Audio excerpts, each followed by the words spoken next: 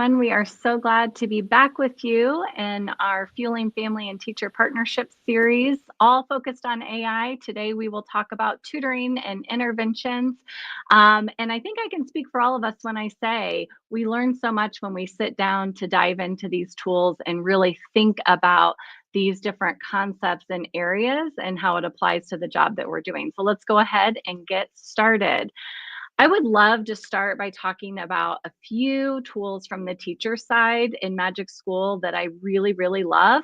And especially as we look at these tools through the lens of tutoring and interventions, here's what's so interesting. When I went to look through all of the tools, I could basically think of a purpose for almost every tool when it comes to tutoring and intervention. So I just pulled a few. It looks like a ton, but I just pulled a few to just show how many options there really are to help us as teachers, especially with some of the heavy lifting, maybe to help predict some of the common misconceptions that would happen with the topic that we were teaching, really to be that collaborator for us teachers in the classroom. So there are some that will help you with multiple explanations. I can't tell you how many times I was in the classroom and I felt like I was explaining something 15 different ways and it wasn't clicking.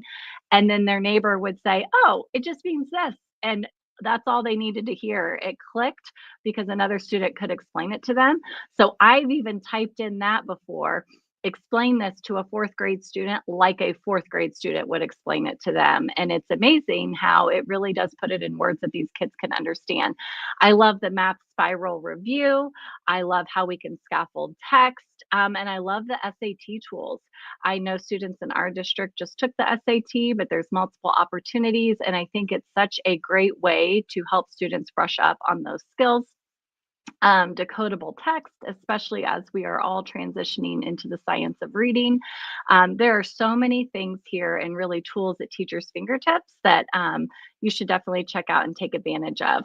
When we go on to the student side, in my brain, what I could just keep thinking about was this personalization of learning, and how when teachers share these tools with students, students can really take the reins and really personalize the questions that they have applied to the content that they're learning. Because let's face it, we sit in classes all day long and we have students that have their hands up all day long ready to ask questions, and we have students that are less hesitant to ask questions, maybe don't feel as confident asking those questions in front of their peers. So again, as a collaborator, being able to use the make it relevant generator and say, "This is what I'm learning about. Can you please help me understand how this is relevant to an 11th grader who plans on studying this someday?" The study habits is a really awesome tool. Real world connections, so many of these. The Quiz Me tool, I've seen kindergartners using the Quiz Me tool. Quiz Me on rhyming words. Teachers can go in and they can customize the tool and they can say, "My students are practicing, skip counting by twos, threes, and fives." And it will automatically know that, so that when students go to use the generator, it's only quizzing them over those things. So you don't have to rely on a kindergartner or a first grader to type that in. So the possibilities are really endless, especially with the customization piece for the younger students.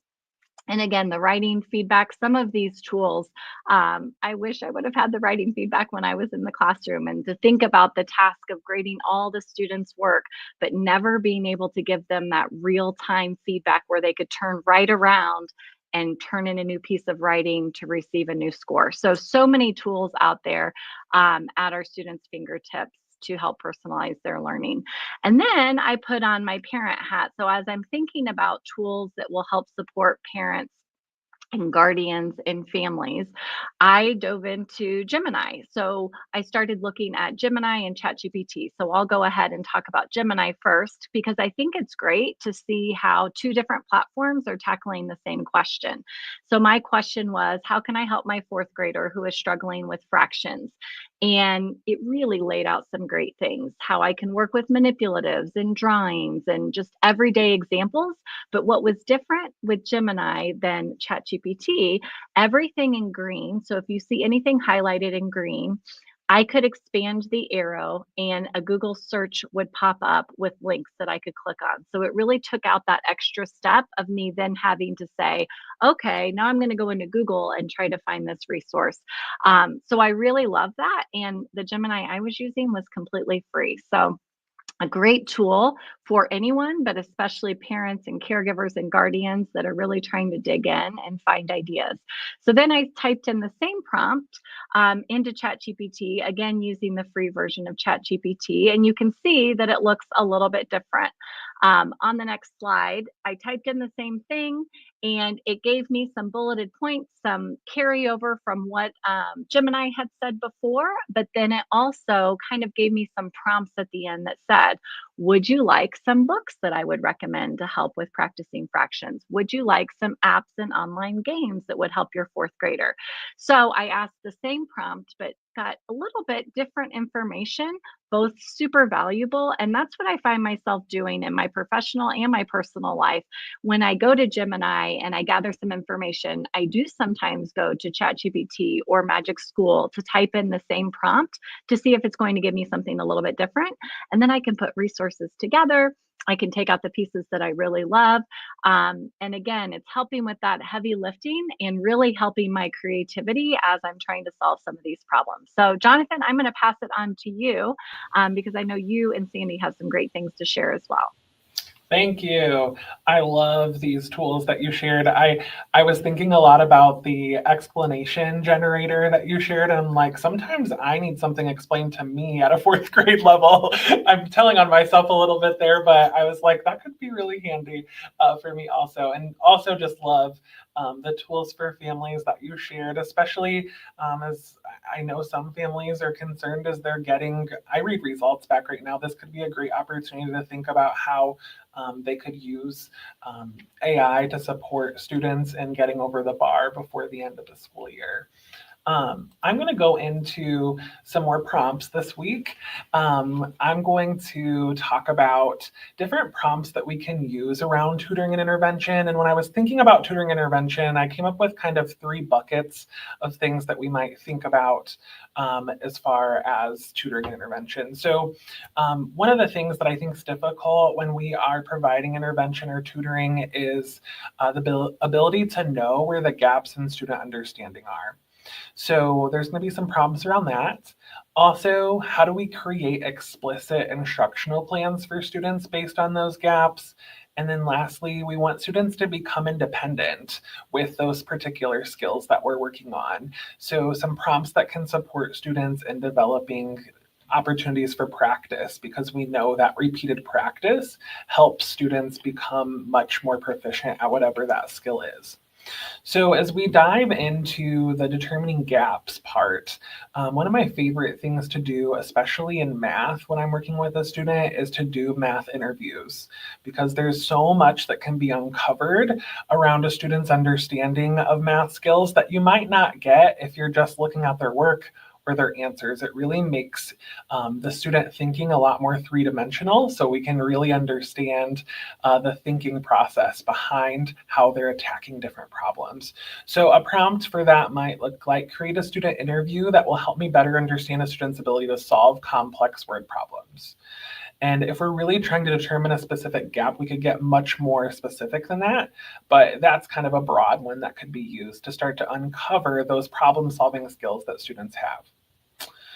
We could also develop performance tasks for students, create a performance task that includes questions like this item from item specifications and assesses the standard, and keep it fewer than 5 items, because a lot of times we're able to know really quickly if a student has something or not. We don't have to give them 30 math problems to know if they're getting a skill or not. So this could help determine a gap with just a few items. And then another thing that a lot of us use often within our classrooms are exit tickets. And AI is a great way to help create those, because if you're providing an exit ticket every day or every couple days, that can that can be a lot of work to think through. The other thing that I think happens with exit tickets is a lot of times our questions are DOK1 questions for exit tickets, and it's difficult to come up with those more complex questions for students. So if we're really specific in our prompt, like develop an exit ticket with 3 questions, each at each level, DOK 1, 2, and 3, that assesses understanding of multi-digit multiplication. It's going to give us a much better picture of how students are actually doing with that. If I have students that are able to do it at DOK 1 and 2, then my instruction the next day might be about that more application phase of that multi-digit multiplication.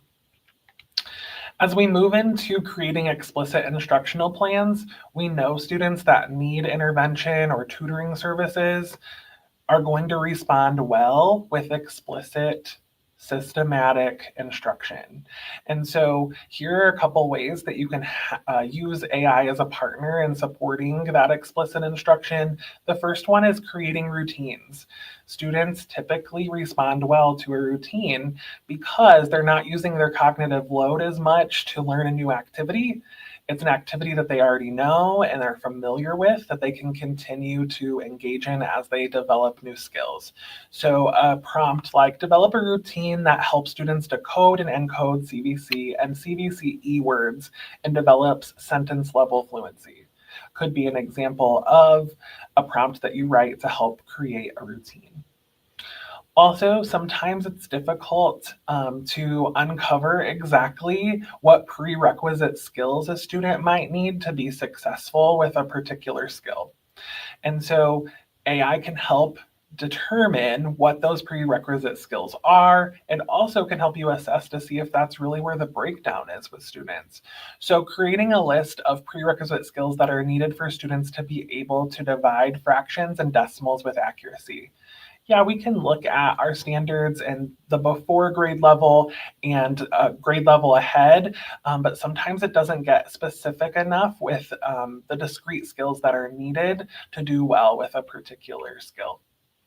And then lastly, in this category, sometimes we just need additional strategies to support students with different skills. So make a list of instructional strategies that would be best for a student who has difficult composing a paragraph and coming up with lots of different ideas so that there's a menu of options when you're tutoring or intervening with a student to support them with a particular skill.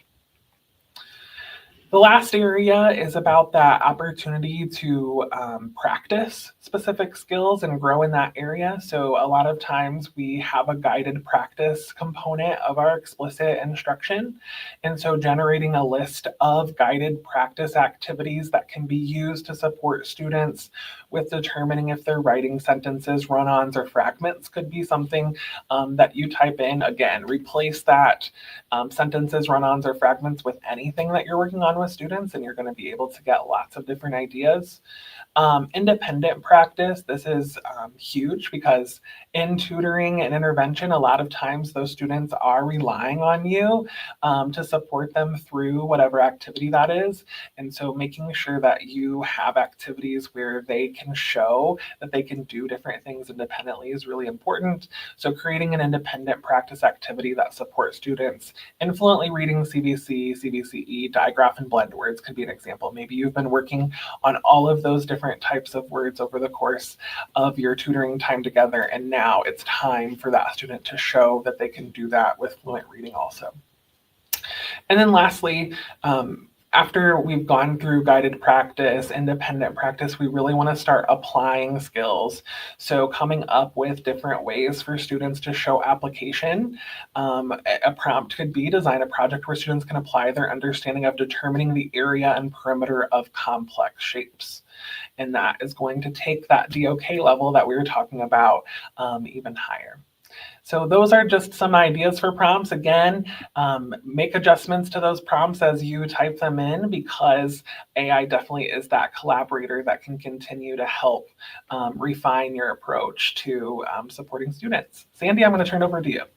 Thanks, Jonathan. I love the collaborator, right? This was all in collaboration with what you're already doing, what you know is best for kids, and then also the technology piece that we can bring in. And so I'm going to kind of focus on getting kids ready for kindergarten. And thinking about, because for preschool and early childhood, we're not doing a ton of interventions at that time. If you're thinking of from the parent perspective, I just really want my kid to be ready for kindergarten. What does that look like? Socially, academically, emotionally. And so really thinking about that piece with that lens today. And I really focused on two different pieces with the shapes and the math. And so Karisa, what I loved when you were talking about Magic School and using the Quiz Me is what a great tool for teachers and parents to say, quiz me and help the kids understand, quiz me on my shapes, right? My little one is always trying to like talk about her shapes, and like we could use AI to come up with a really cool idea for that. And then Jonathan kind of taking it that next step, that application piece, especially as a parent. Sometimes, I'm been in education since I was 22, but I've been working with first grade through fifth graders, trying to put it in that language, Karisa, that you were talking about of a 3-year-old. It's a little tricky sometimes. So how could I use AI to help me get it down to that language? And then that application that Jonathan was talking about, help me create a project that can show what my 3-year-old knows about shapes or knows about numbers, especially coming from a parent who maybe doesn't have as much experience with coming up with those ideas. So I love that you guys shared those. And what I wanted to talk about today, and I'm actually getting into a little bit more of specific tools.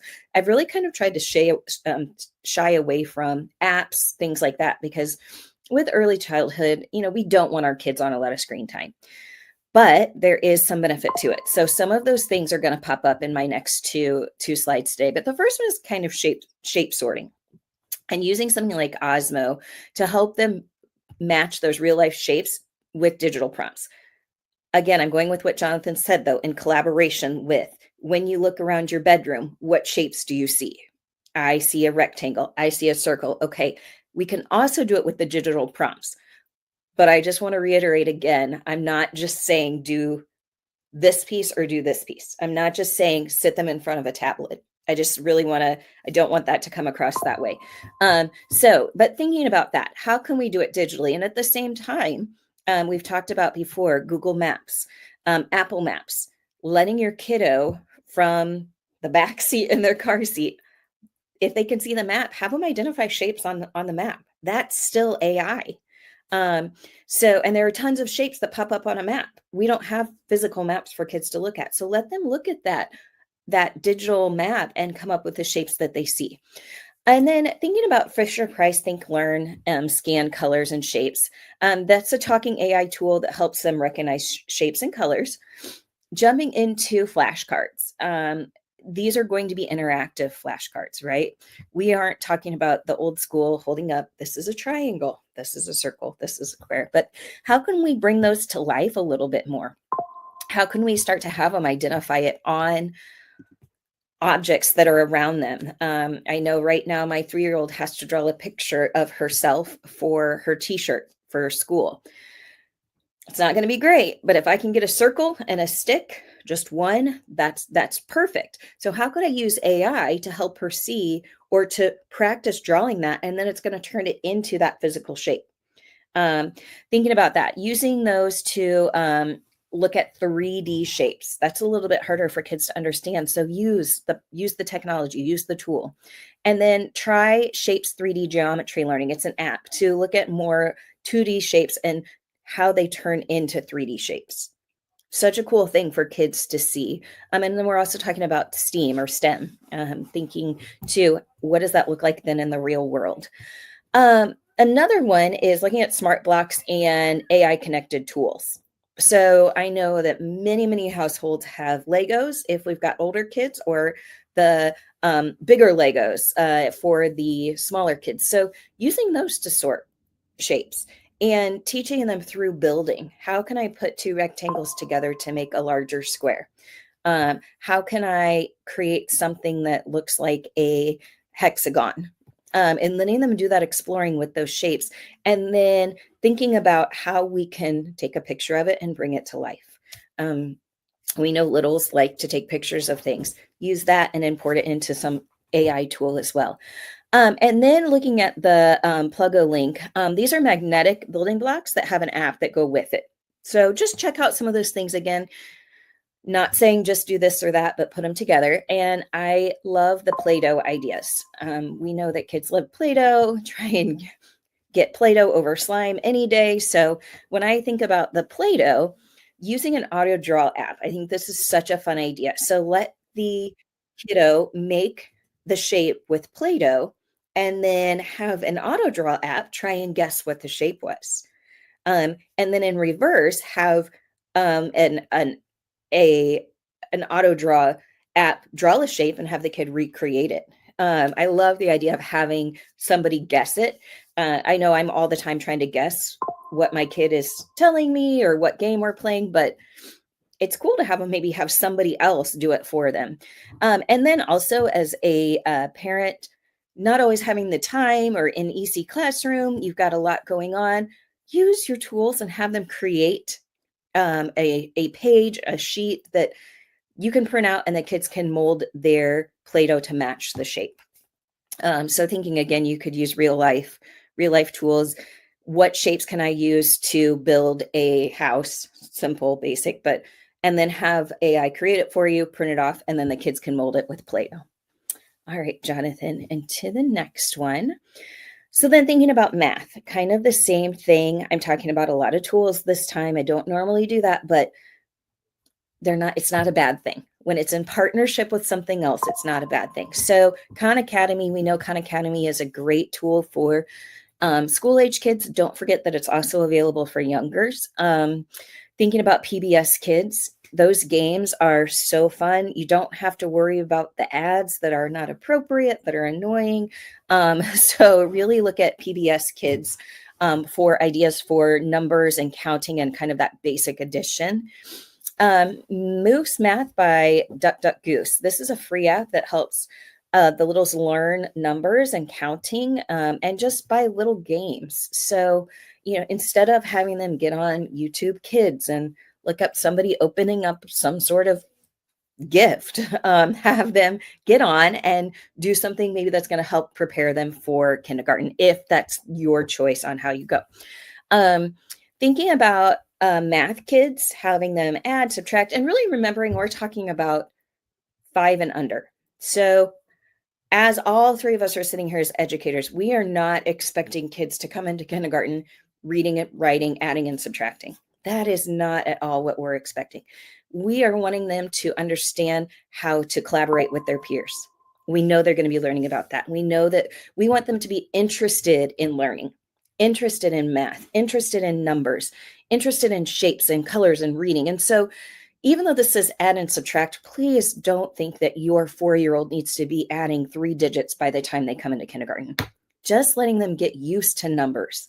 So this app is, again, the games that's going to bring them in front of just counting to 10. Those are simple things that they could practice that are just going to help them prepare for getting ready. And then lastly, Endless Numbers.